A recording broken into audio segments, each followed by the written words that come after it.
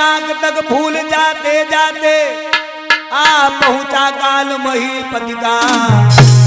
और तक्षक द्वारा देहांत हुआ ऐसे तो भूप परीक्षक।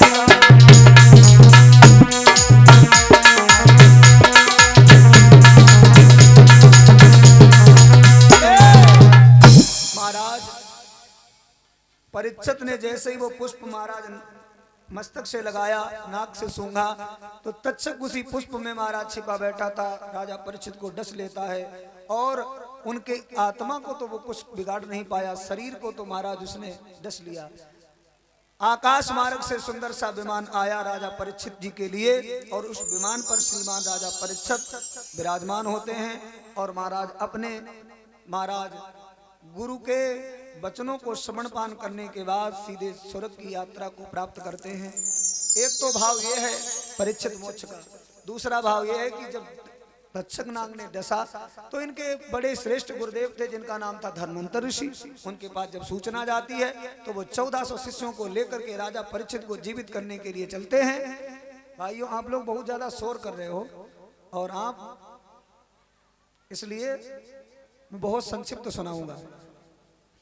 धन्वंतर ऋषि जब चले हैं राजा परीक्षित को जिंदा करने के लिए, बीच मार्ग में तक्षक मिल जाता है। कहने लगा कहाँ जाते हो बाबा? धन्वंतर ऋषि ने कहा मैं अपने शिष्य को जीवित करने के लिए जा रहा हूं, मेरी नजर जहां तक जाएगी वहां तक विष ठहर नहीं सकता। अच्छा तो मैं अभी इस वृक्ष को जला देता हूं, वही वो तक्षक हूं।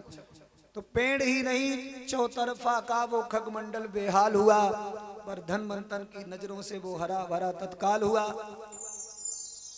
तक्षक समझ गया यदि ये गुरु पहुंच गए तो राजा परीक्षित जीवित हो जाएंगे, इसलिए महाराज बीच मार्ग में लोटा बन गया सोटा।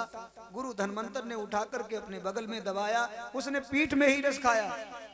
गुरु जी ने कहा अब तो हम शिष्य को जीवित नहीं कर पाएंगे, मेरा ही बचना मुश्किल है, इसलिए मुझे माद में गाड़ दीजिए, ऊपर ढाक बजाओ।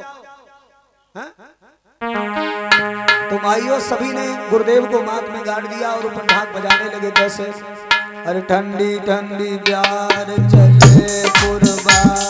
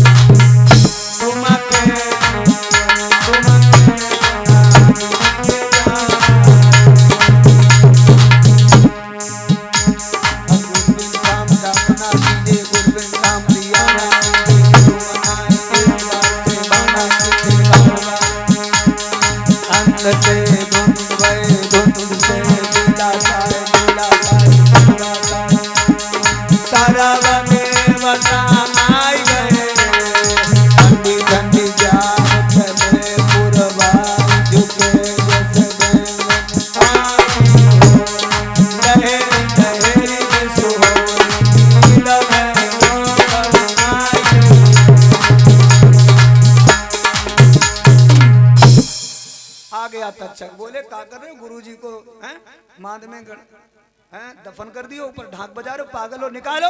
गुरुजी को महाराज जैसे खोद के देखो। गुरुजी ने कहा ये तुमने क्या किया पागलों, अब मैं नहीं बचूंगा। अब ऐसा करो मेरे शरीर को महाराज आप लोग थोड़ा थोड़ा मांस मेरा खा जाओ, सभी 1400 जितने मेरे शिष्य हो सभी धन्वंतर हो जाओगे। अब ना ही रखो मैंने कोई अंतर हुई हो 1400 धन्वंतर। तो महाराज हांडियन में जो है गुरुदेव का मांस पकाने लगे और इधर मांस पक रहा था, तब तक महाराज सब चेला बड़े मगन थे कि हम गुरु जी की तरह खूब बलवान विद्वान हो जाएंगे। तब तक वो तक्षक फिर आ गया और देखा कि ये सब बड़े ज्ञानी हो जाएंगे। उसने कहा क्या कर रहे हो? और एक आज तक काऊ ने अपने गुरुदेव को मांस खायो है, पागल हो? सब उठा उठा करके शिष्यों ने गंगा नदी में फेंक दी, किसी ने नहीं पाया। सारी हड्डियां डूब गई, एक जो थी वो महाराज बहती हुई चली गई सीधे बंगाल। बंगाल में एक लोना चम्मारी नाम की लड़की अंधी थी और महाराज मंद बुद्धि की भी थी। अनेक बंगाल की लड़कियों के साथ में वो स्नान कर रही थी, उसी के जाकर के हाथ लग गई वो हड्डिया, तो हड्डिया लग गई हाथ, खुशी वो गात ही ओ मंगायो। और जैसे ही भाप लगी कि आंखों में रोशनी आ गई। आमिष को लयो पहचान रे तोड़ो सोबाने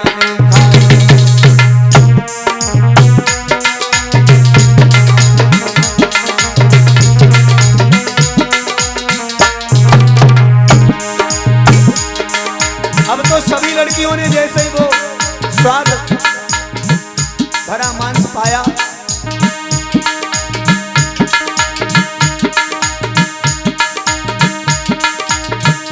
हाथ खन दिखे तीनों लोग याद भय जानू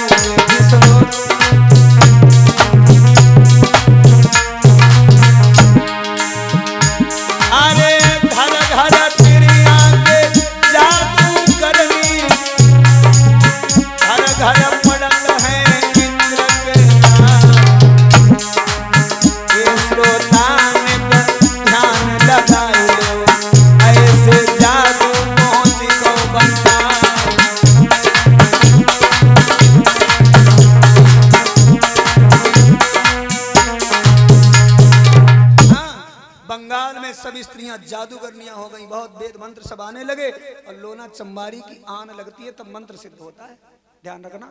ओ भैया, अब विद्वानों का मत है कि नवलदे लेकर के गई वहां, परंतु वहां के राजा ने कहा कि एक देवी आई है, वो नदी के किनारे अपने पति की लाश लेकर के रो रही है। वो सो गई थी तो ये गंगुइया नाम की धोबिन ने लाश को चुरा लिया। राजा ने उसे बुलवाया, सभी धोबिन आ गई, वो नहीं आई। राजा ने कहा मार लगाते हुए उसे लाओ। जब वो महाराज आई तो लाश तो उसने दी, तो कहा इसे जीवित भी करो। तो सभी बंगाल की जादूगरनियां ले लेकर पानी लोटन में और झोंका नीम के डुबो करके, काली काली जबन लगी सब सीधे हो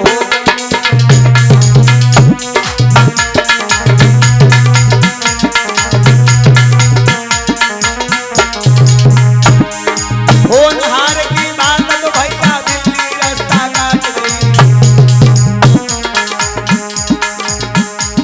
और नाई बड़ी चीज दी तो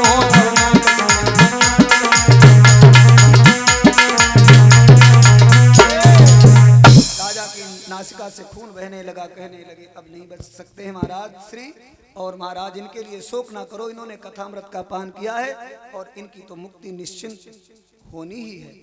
बोलिए श्री सुखदेव जी महाराज की, परीक्षित महाराज की।